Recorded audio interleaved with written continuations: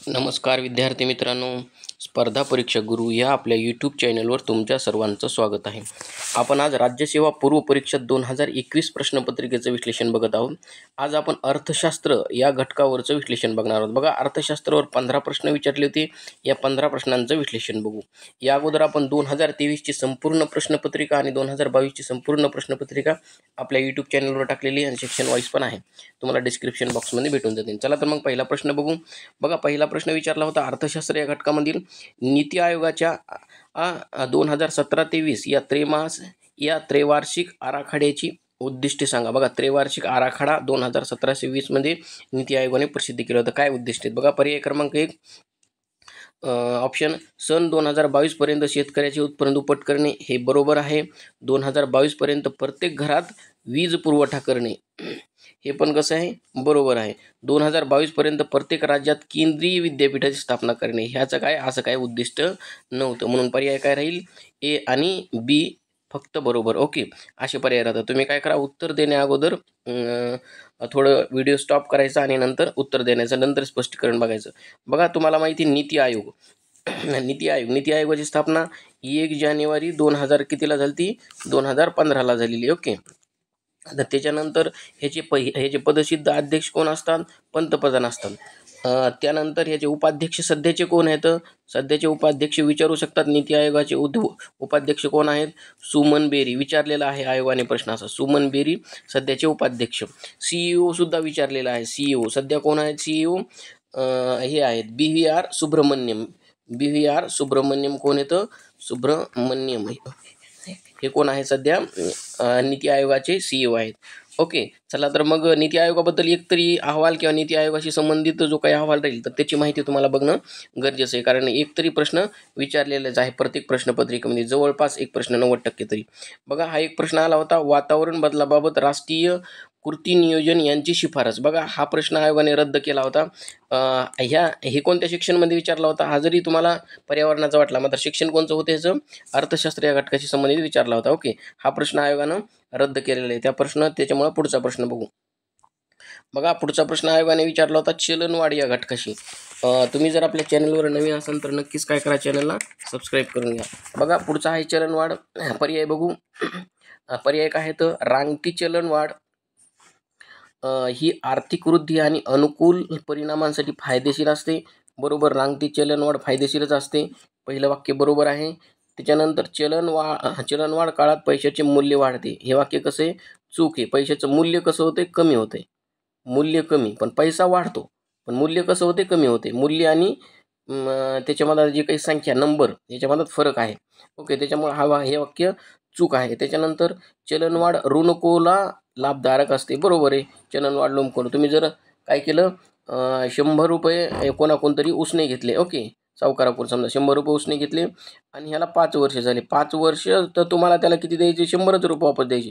मात्र इथं 100 रुपयात जर तुम्हाला 100 रुपयात जर तुम्हाला एक वस्तू येत असेल तर ती काय होईल, तर ती 100 रुपयात तुम्हाला या ठिकाणी त्या वस्तूची किंमत 150 रुपये झालेली असेल 5 वर्षांनी. म्हणून या ठिकाणी तुमची ऋणकोला कसा होईल, लाभदायक असेल. बरोबर आहे. त्यानंतर बघा, ऋणकोला काय होईल, तर या ठिकाणी ऋणकोला लाभ होईल आणि धनकोला काय होईल, नुकसान होईल. ओके, चलनवाढीमुळे उत्पन्नातील विषमता कमी होते असं काय आहे का, नाही. म्हणून पर्याय क्रमांक काय बरोबर, ए आणि सी बरोबर. ओके, आता या ठिकाणी चलनवाढ आणि रांगती चलनवाढ. आता चलनवाढ ही GDP साठी आवश्यक असते देशाच्या.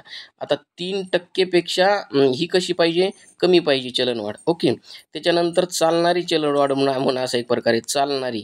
आता चालणारी किती पाहिजे, चालणारी चलनवाढ 3 ते 10%. मात्र चालणारी ही आवश्यक नसते, थोडीशी महागाई जास्त मानली. त्याच्यानंतर पळणारी चलनवाढ, पळणारी. आता पळणारी चलनवाढ किती, 10 ते 20%. आणि जर चलनवाढ 10 ते म्हणजे 20+ असेल तर त्याला काय म्हणतात, बेसुमार चलनवाढ. ओके, चलनवाढीमध्ये हा प्रश्न विचारू शकतात. आणखी एक विचारतात आणि विचारले पण आहे, फिलिप्स वक्ररेषा. आता फिलिप्स वक्ररेषा ही चलनवाढीशी संबंधित आहे, म्हणून तुम्हाला त्या ठिकाणी ही महत्त्वाचं, तुम्हाला ही करून जाणे. आता समजा एखाद्या ठिकाणी महागाई म्हणजे त्या ठिकाणी चलनवाढ, हे दोन्ही म्हणजे महागाई आणि चलनवाढ म्हणजे एकत्र शब्द वापरतात ते. महागाई काय झाली, महागाई जर कमी झाली तर बेरोजगारी काय काय म्हणते, बेरोजगारी वाढते, बेरोजगारी काय काय करते, वाढते. ही फिलिप्स वक्ररेषा आहे. त्याच्यामुळं जी काही चलनवाढ रांगती आहे ती आवश्यक आहे. त्याच्यामुळे बेरोजगारी जर जास्त असेल तर चलनवाढ ती नाही पाहिजे, मग थोडी चलनवाढ बेरोजगारीसाठी पण चांगली राहते, कारण बेरोजगारी कमी होते. त्याच्यानंतर एक जीफेन वस्तू संकल्पना आहे पहा, जीफेन वस्तू. आता जीफेन वस्तू काय राहतात, जीफेन वस्तू एखादी वस्तू जर महाग झाली, एखादी वस्तू महाग झाली, आता सरासरी काय काय होतं, एखादी वस्तू जर महाग झाली तर काय होते, त्याच्या किमती डायरेक्ट काय होते, लोक घेत नाहीत. मात्र या ठिकाणी एक वस्तू जर महाग झाली तर त्याची मागणी कशी आहे, मागणी वाढते. समजा या ठिकाणी टमाट्याचं उदाहरण घेऊ आपण, टमाटा किंवा कांदा. जर कांद्याची किमती वाढल्या तर लोक काय करतात, कांदे वाढले घेऊ ठेवतात. ओके, जास्त आता आता 40 झाले, 50 झाले, 60 झाले. त्याच्यामुळे काय, या वस्तूला जीफेन वस्तू म्हणतात. आता चलनवाढीची दोन कारण आहेत बघा. तुमचं रिव्हिजन करायला मी, रिव्हिजन महत्त्वाचं आहे, तुम्ही वाचणार तर हाच, पण याच्याशी चलनवाढी संबंधित ही महत्त्वाची माहिती. चलनवाढीचे दोन कारण आहे, demand full and demand pull, काय म्हणतात त्याला, पुल इन्फ्लेशन, म्हणजे मागणी ताणजन्य चलनवाढ. या ठिकाणी मागणी ताणजन्य म्हणजे जर समजा पैसा जर वाढला तर काय होते, मागणी पण काय होते, वाढते. म्हणजे याचे कारण आहेत.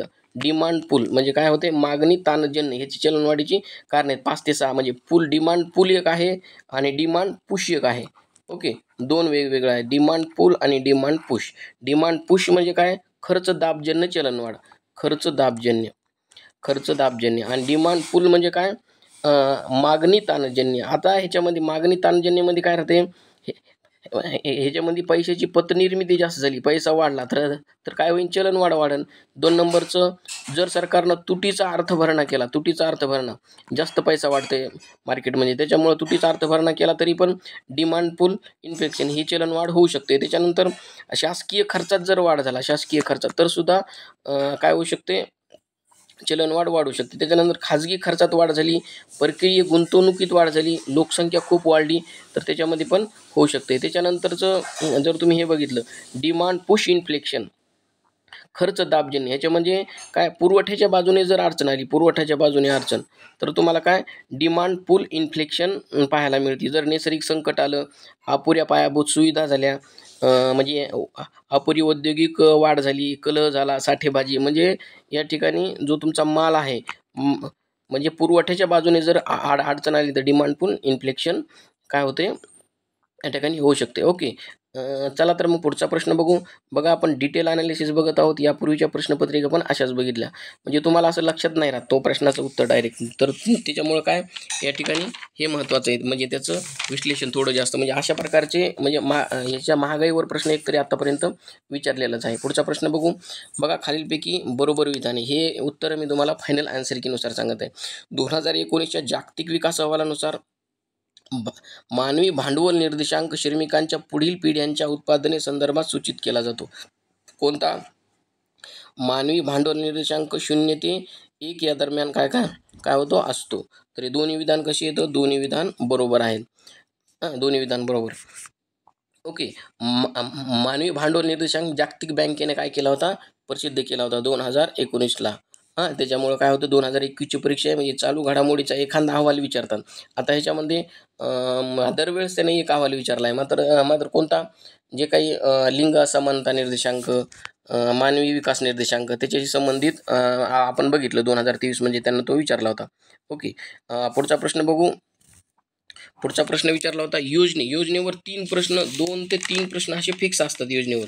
आता इथे पण काय काय विचारला, एक योजनेवर प्रश्न विचारला. कोणती योजना आहे, नागरी नियोजन आणि प्राचीन वारशाचे जतन हा उद्देश समोर ठेवून केंद्रीय गृह व नागरी खात्याअंतर्गत कोणती योजना राबवली जाते, तर कोणती योजना आहे, हृदय योजना आहे. ओके, आता ही हृदय योजना काय करतात, नागरी नियोजन आणि प्राचीन वारशाचे जतन.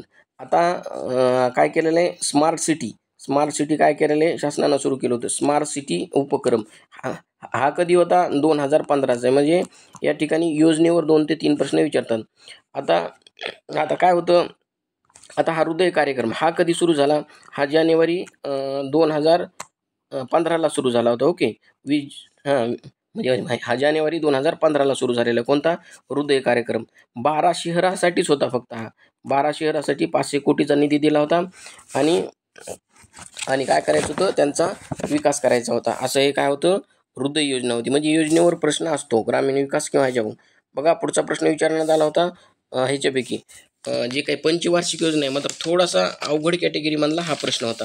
पण तुम्ही जर अभ्यास केला असेल व्यवस्थित तर हा प्रश्न सुटू शकत होता. 11व्या म्हणजे पुस्तकात असं काही दिलेलं नाही या प्रश्नात तरी.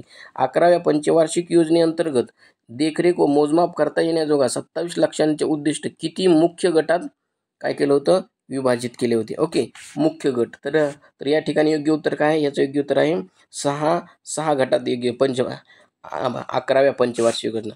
बघा 11वी आणि 12वी पंचवार्षिक योजनेवर एकतरी प्रश्न विचारतात. आता जी 11वी पंचवार्षिक योजना आहे, जी काही राष्ट्रीय विकास परिषद आहे, याला 54व्या बैठकीत काय करण्यात आली, मान्यता देण्यात आली. बघा हे विचारलेलं आहे आयोगाने, कोणत्या बैठकीत 11व्या योजनेला मान्यता दिली आणि कोणत्या बैठकीत 12व्या योजना दिली. राष्ट्रीय विकास परिषद मान्यता देते. ओके, आता 12वी जी आहे, 12वी किती 27व्या बैठकीत काय केली, मान्यता दिली. ओके, आता ह्याचं काय विचारतात तुम्हाला, उद्देश विचारतात. म्हणजे कोणत्या ह्याचा 11व्या योजनेचा विषय काय होता आणि 12व्या योजनेचा, म्हणजे ह्याच्यावर 11वी 12वीवर जास्त लक्ष राहते की राज्यसेवेला प्रीला तरी. ओके, बाकीचे पण करतात मात्र जास्त चान्सेस याच्यामध्ये आहेत. बघा जलद आणि अधिक समावेशक वाढ. 11व्या योजनेचा उद्देश काय होता, जलद आणि अधिक समावेशी वाढ. 12व्या योजनेचा जलद आणि अधिक समावेशी वाढ, शाश्वत विकास म्हणजे म्हणजे म्हणजे शाश्वत वाढ. शाश्वत हा शब्द फक्त 12व्या विकास योजनेच्या उद्दिष्टामध्ये दिलेला आहे. आता 11व्या योजनेमध्ये काय काय ठरलं होतं, की 10% काय करायचं, दारिद्र्य काय करायचं, कमी करायचं. 11व्या योजनेमध्ये काय होतं, 11वीच्या 10% काय करायचं, दारिद्र्य कमी करायचं. त्याच्यानंतर GDP वृद्धी दर किती टक्के लक्ष होतं, GDPचं 9% लक्ष होतं. मात्र साध्य किती झालं, 7.8%. 7.8% काय झालं, उद्दिष्ट साध्य झालं. ओके, रोजगार निर्मिती किती, रोजगार निर्मिती हे विचारलेले प्रश्न आहेत बघा. 5.8 कोटी रोजगार निर्मितीचं उद्दिष्ट होतं, रोजगार निर्मितीचं. कोणत्या योजनेचं, 11व्या योजनेचं. ओके, 10% दारिद्र्य कमी करायचं महत्त्वाचं आहे, हे विचारू शकतात. आता हे 6 गट हे कोणते होते, ज्याच्यात की विभागणी केली होती 11व्या योजनेची.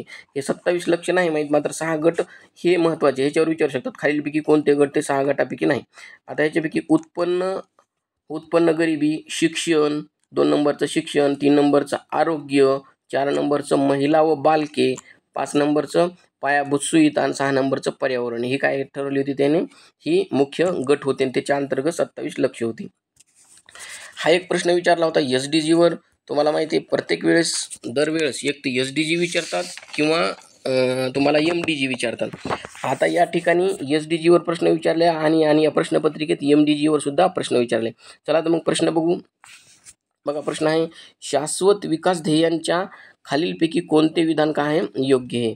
तर पर्याय किती येतं बघा, शाश्वत विकासाच्या संयुक्त राष्ट्रांची परिषद रिओ दी जानेरो कुठं भरली, विकासांत शाश्वत संयुक्त राष्ट्रीय विकासाची राष्ट्रांची रिओ दी जानेरो येथे 2015 दिले. मात्र काय चुकीचं आहे, ही कधी भरली होती, 2012ला भरली होती. म्हणून पहिलं वाक्य काय चुकीचं. आता पहिलं चुकीचं मानल्यावर हा बी पर्याय गेला.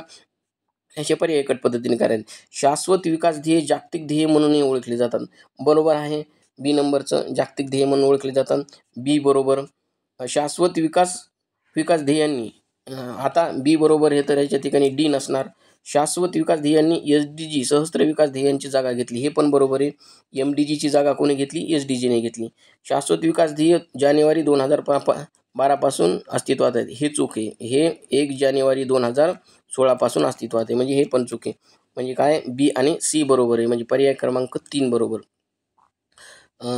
जे संयुक्त राष्ट्र शाश्वत परिषद 70वी परिषद झाली होती, तर त्याच्यामध्ये काय होतं, या ठिकाणी SDGचा आराखडा दिला होता. आणि ह्याच्यामध्ये ही जी परिषद आहे कोणती बघा, ही तुम्हाला सांगितली, ही संयुक्त राष्ट्राची परिषद रिओ दी जानेरो कुठे भरली होती, 2012ला रिओ दी जानेरोला, ब्राझीलमधील. आता ह्याने एक अहवाल प्रसिद्ध केला होता, त्या अहवालाचं नाव पण राज्यसेवेने विचारले. कोणता अहवाल होता, द फ्युचर वी वॉन्ट नावाचा अहवाल होता. आणि या अहवालावर आधारित शाश्वत विकास ध्येयांची काय केली, संकल्पना मांडली. आता एकूण किती येतं, 17 ध्येय आहेत. किती ध्येय आहेत हे पण विचारतात. 17 ध्येय, लक्ष किती येतं, लक्ष आहेत 169 लक्ष आहेत. महत्त्वाचं आहे म्हणून त्या ठिकाणी सांगतो. आता ह्याचा स्वीकार कधी केला एस डी जीचा? 25 सप्टेंबर 2015ला काय केला? स्वीकार केला एस डी जीचा. आणि या ठिकाणी लागू कधी झाले? लागू झाले 1 जानेवारी 2016 ते किती 31 डिसेंबर 2030 पर्यंत शाश्वत विकास ध्येय आहेत. ओके, ते गाठायचे आहेत. ह्याच्यापैकी बघा महत्त्वाचे याचा क्रम पण विचारतात, म्हणजे कोणते तुम्हाला ते 17चे 17 पाठ करणं आवश्यक आहे. म्हणजे कोणत्या क्रमाला किती देईल? 17. प्रीला फायदा होणार आहे आणि मेनला पण फायदा होणार. बघा पहिले 1 2 4 बघू आपण, महत्त्वाचे 4 5 आहे सुरुवातीचे. पहिलं कोणतं आहे? दारिद्र्य नष्ट करणे ध्येय. दुसरं कोणतं आहे? भूक नष्ट करणे. भूक नष्ट करणे. 3 नंबरचं आहे कोणचं? चांगले आरोग्य. चांगले आरोग्य. 4 नंबरचं काय आहे? 4 नंबर गुणवत्तेचे शिक्षण. बघा शिक्षण पण कोणतं शिक्षण, किती नंबरला कोणतं ध्येय हे पण विचारलेलं आहे. 5 नंबरला लिंग समानता. म्हणजे म्हणजे अशा प्रकारचा आहे. हे 5 पर्यंत तरी तुम्हाला मिनिमम, आणि बाकीचे एकदा वाचून घ्यायचे, म्हणजे कोणतं आहे कोणतं नाही ते तुम्हाला कळून जाईल.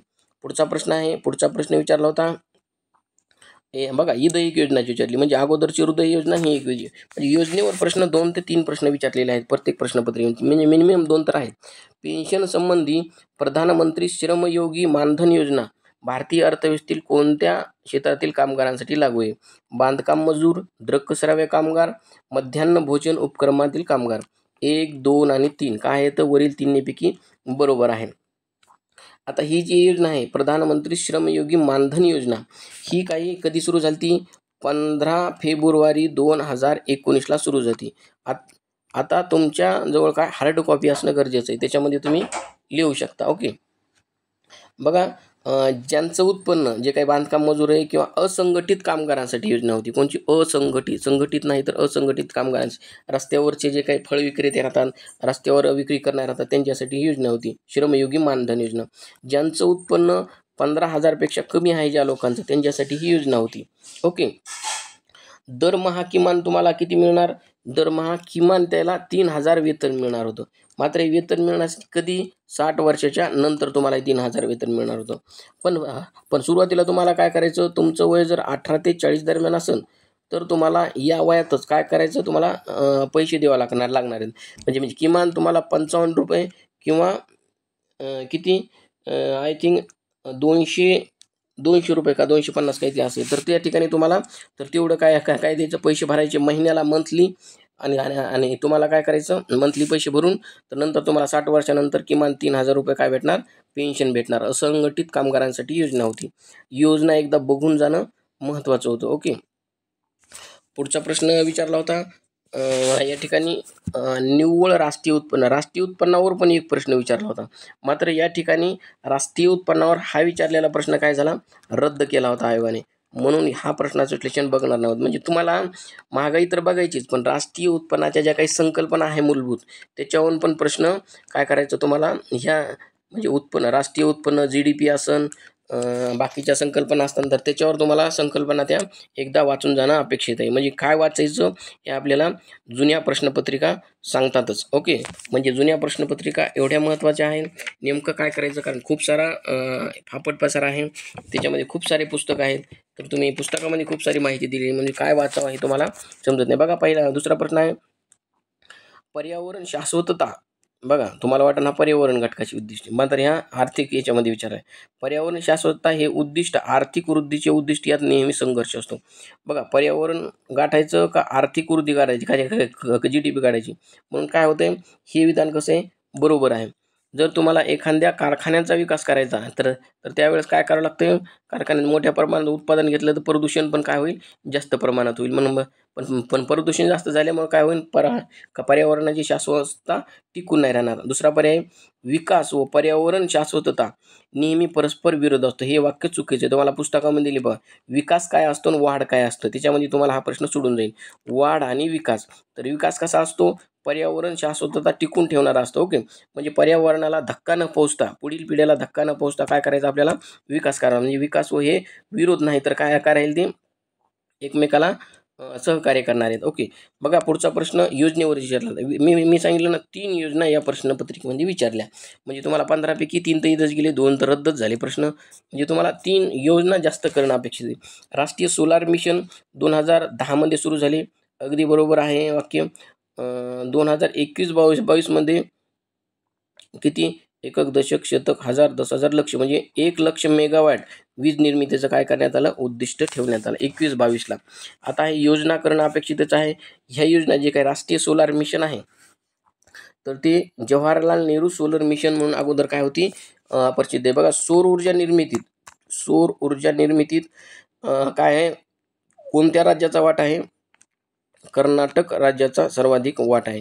बघा तुम्हाला अशा सौर ऊर्जा संबंधित माहिती अगोदर पण विचारलेली आहे आणि या पण प्रश्नपत्रिकेमध्ये विचारलेली. म्हणजे तुम्हाला काय करणं अपेक्षित आहे? तर प्रश्नपत्रिका बघणं आणि त्या संबंधी काय म्हणजे काय डाटा सापडतो, तुम्ही काय करा तुमच्या हार्ड कॉपीवर या ठिकाणी लिहून घेण्याचा प्रयत्न करा. एक कायदा विचारलेला आहे रेरा नावाचा. रेरा नियम आणि विकास कायदा या संदर्भात योग्य विधान बघा कोणताही कायदा करताना तो कधी संमत झाला? 2016 मध्ये संमत झाला आहे. बरोबर आहे. त्याचं उद्दिष्ट काय आहे? उद्दिष्ट काय आहे? घरांच्या खरेदीदारांची हित, रेरा कायदा हित सांभाळणे उद्दिष्ट आहे. बरोबर आहे. जम्मू आणि काश्मीरमध्ये याचा समावेश नव्हता, कारण 2016 मध्ये जम्मू आणि काश्मीर वेगळी घटना लागू होती जम्मू आणि काश्मीरला, म्हणून हे काय होते? चूक आहे. म्हणून काय काय बरोबर आहे? सॉरी नाही, हे बरोबर आहे कारण त्यांना लागू नव्हता, म्हणून हे पण वाक्य बरोबर आहे. पर्याय क्रमांक 4 बरोबर आहे. वरीलपैकी सर्व बरोबर आहेत. ओके. रेरा कायदा जम्मू आणि काश्मीरबद्दल तुम्हाला माहिती आहे, त्याच्याबद्दल पण माहिती लागून द्या. 2019ला 31 ऑक्टोबर 2021 पासून ते काय झालेले? केंद्रशासित प्रदेशमध्ये लडाख आणि जम्मू काश्मीर आणि लडाख 2 केंद्रशासित प्रदेश निर्माण केलेले आहेत. ओके. पुढचा प्रश्न बघू. बघा आणखी एक प्रश्न तुम्हाला याच प्रश्नपत्रिका म्हणजे 2021 मध्येच आपण वेगवेगळ्या घटकाच्या प्रश्नपत्रिका बघितले. भूगोलमध्ये आपल्याला लोकसंख्या घटकावर 2 प्रश्न बघायला मिळाले आणि त्याच्यानंतर अर्थ या घटकामध्ये सुद्धा हा एक प्रश्न बघायला मिळाला. म्हणजे तुम्हाला काय करणं अपेक्षित आहे? लोकसंख्या टॉपिक हा वाचणं अपेक्षितच आहे. ओके. आता लोकसंख्यावर कोणता टॉपिक आहे? या ठिकाणी कोणता प्रश्न विचारला?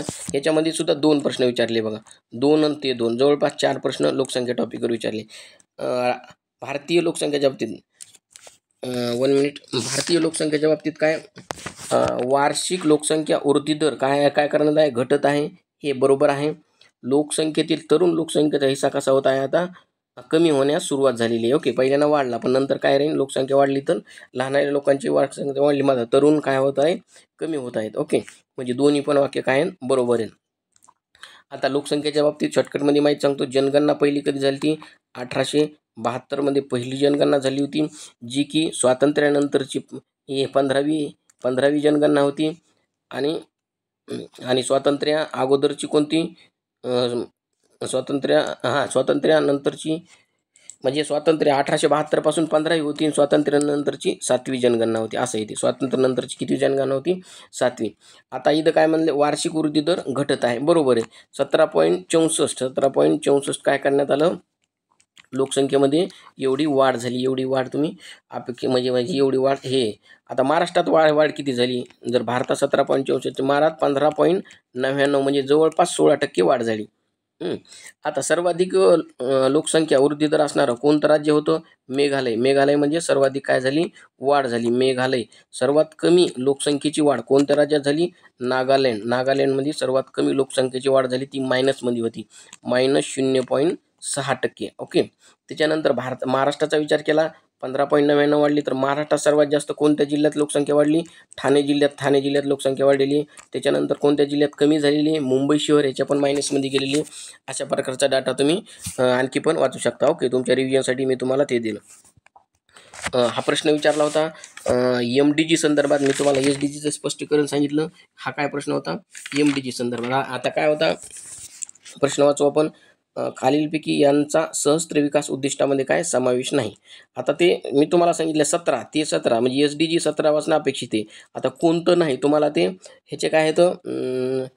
किती येतं? 8 ध्येय येतं. हे 8 ध्येय नजरेखालून घालणं 2-4 वेळेस वाचणं अपेक्षित आहे. प्राथमिक शिक्षणाचे सार्वत्रिक काय आहेत? साध्य करणे. हे बरोबर आहे. स्त्री पुरुषाचे समानते काय काय दिलं ना? प्रोत्साहन दिलं, हे पण बरोबर आहे.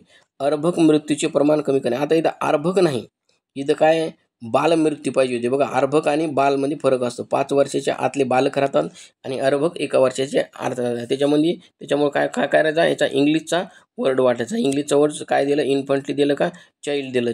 रिड्युसिंग इन्फंटची पोर्टेबिलिटी रेज. कुठं आयोगानं या म्हणजे असं चुकवलेलं, पण या ठिकाणी अर्भक नव्हतं पाहिजे, म्हणून सी चुकीचं आहे. पर्यावरण शाश्वतता काय आहे, बरोबर आहे. म्हणजे ए, बी आणि सी चुकीचे म्हणून हा पर्याय गेला. एक तर नाही, पण काय उत्तर याचं, फक्त सी.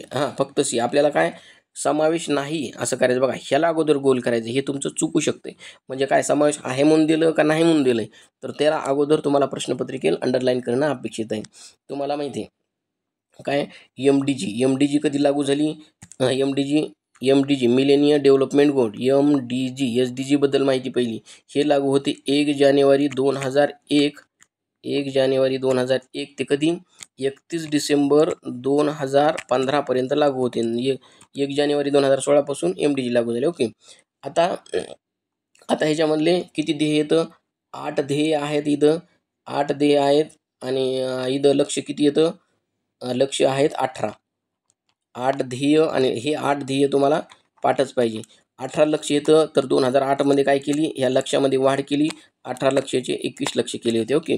तर एवढं अपेक्षित आहे. आता ह्याच्यानंतर तुम्हाला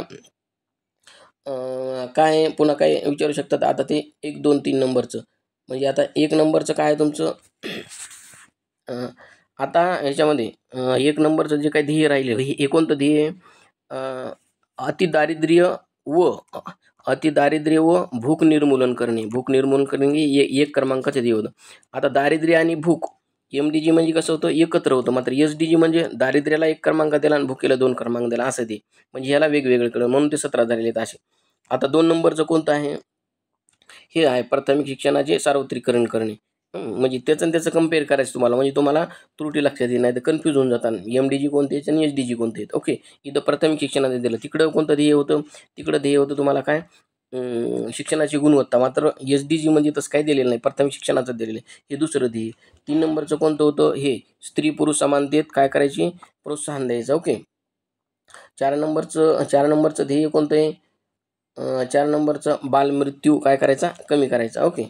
हे 4 नंबरचं. त्याच्यानंतर 5 नंबर आता बालमृत्यू कमी करायचा, हे अर्भक नाही बरं. हे किती कमी करायचा होता, हे 2/3 कमी करायचा होता. त्याच्यानंतर माता मृत्यू दर 5चं ध्येय होतं, माता मृत्यू दर 3/4 कमी करायचा होता आणि बालमृत्यू 2/3 कमी करायचा. पुस्तकात तुम्हाला आहे ऑलरेडी दिलं. 6 नंबरचं होतं HIV एड्स या रोगाचं काय करायचं, निर्मूलन करायचं. आणि कोणतं 7 नंबर काय होतं, हे पर्यावरण शाश्वततेचं होतं. त्याच्यानंतर 8 नंबरचं विकासासाठी जागतिक भागीदारी, हे 8 नंबरचं ध्येय होतं. म्हणजे तुम्हाला 8 ध्येय एमडीजी मधले माहीत असणं अपेक्षितच आहे. इथं तुम्हाला लोकसंख्येवर मी तुम्हाला सांगितले, 2 प्रश्न विचारले होते. अगोदरचा एक, लोकसंख्या कशी वाढली कशी कमी झाली, आणि ते आयोग असतो बघा, तर त्या आयोगावर पण काय करण्यात आला, या ठिकाणी प्रश्न विचारण्यात आला. बघू, खालीलपैकी कोणते विधान राष्ट्रीय लोकसंख्या धोरण 2000 ध्येय साध्य करते. योग्य विधान निवडायचं होतं आपल्याला. बघू पर्याय, मुली आणि मुली दोहोबाबतीत प्राथमिक व माध्यमिक शिक्षण शाळा पातळीपर्यंत गळती किती, 30% पेक्षा कमी करायची. इथं 30% होतं का, नव्हतं. इथं ही गळती कधी कमी करायची होती, 20%. म्हणजे 1 नंबरचं चुकीचं आहे. एक चुकीचं आहे, म्हणजे हे पण चुकीचं झालं. त्याच्यानंतर जन्माच्या वेळेचे दर हजारी अर्भक मृत्यू दर 20% पेक्षा काय करायचं होता, कमी करायचं होता. आता इथं 20 आहे का, इथं हे पण चुकीचं आहे. इथं काय होतं, 30 पेक्षा कमी करायचा होता. जन्माच्या अर्भक मृत्यू दर 20 नाही तर 30 पेक्षा कमी करायचा होता दर हजारी. तर त्याच्यानंतरचं हे पण चुकीचं आहे, म्हणजे बी चुकीचं झालं. पर्याय क्रमांक आपला हा बरोबर. जन्माच्या वेळेचे माता मृत्यू दर गुणोत्तर हे दर लाखात किती, 100 पेक्षा कमी आणणे, हे ध्येय होतं 2000चं उद्दिष्ट. जन्म, मृत्यू, विवाह आणि गरोदरपणा संबंधित नोंदणी 100% पर्यंत साध्य करणे, म्हणजे बी आणि सी. तुम्हाला राष्ट्रीय लोकसंख्या धोरण करणं गरजेचं आहे. त्याच्यामध्ये पहिलं जे राष्ट्रीय लोकसंख्या धोरण होतं 1976 करणं गरजेचं आहे. 1983 मध्ये जास्त काय तरतूद नाही, पण 76ला जास्त तरतूद येईल. आता आपण थोडक्यात माहिती बघू, राष्ट्रीय लोकसंख्या धोरण 2000चं. आता काय एक अभ्यास गट नियुक्त केला होता डॉक्टर MS स्वामीनाथन यांच्या आयोगानं. स्वामीनाथन आयोग होता. कधी स्थापन केला होता स्वामीनाथन आयोग, 1994ला स्थापन केला होता. या 94च्या आधारावर तर 15 फेब्रुवारी 2000 म्हणजे काय केलं, 15 फेब्रुवारी 2000 म्हणजे या ठिकाणी लोकसंख्या धोरण जाहीर केलं.